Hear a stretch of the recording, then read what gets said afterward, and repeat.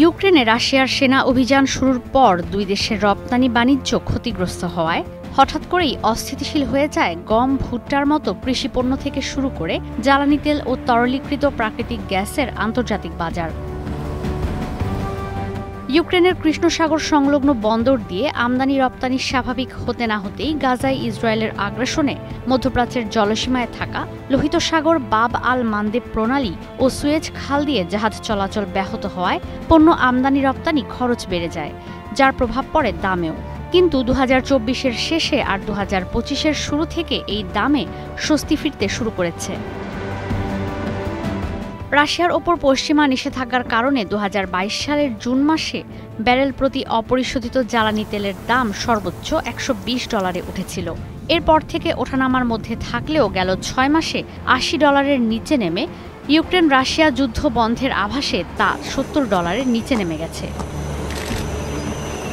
2022 সালে 1 million British thermal unit বা 46.89 litre তরলীকৃত প্রাকৃতিক গ্যাসের দাম উঠেছিল $9 উপরে। কিন্তু 2023 থেকেই স্থিতিশীল হতে শুরু করে সেই বাজার।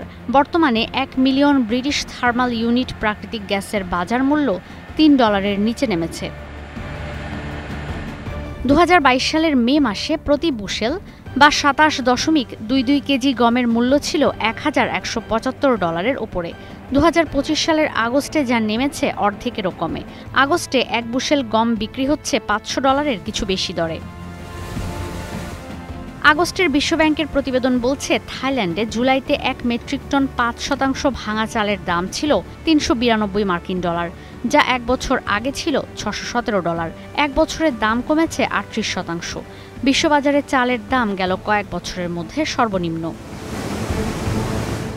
2022 সালে বিশ্ববাজারে অপরিশোধিত সয়াবিন তেলের দাম সর্বোচ্চ উঠেছিল প্রতি টন $1,667।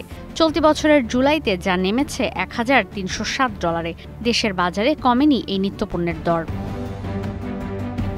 ট্রেন্ডিং ইকোনমিক্স ও বিশ্বব্যাংকের প্রতিবেদন বলছে, চলতি বছর বিশ্ববাজারে ভুট্টা, দুধ, চিনি, চা পাতা, আলু, সয়াবিন তেল, ডিমের দাম কমেছে। কিন্তু সেই তুলনায় বাংলাদেশের বাজারে এসব পণ্যের দাম তুলনামূলক বেশি। ঈশিতা ব্রহ্ম, স্টার নিউজ।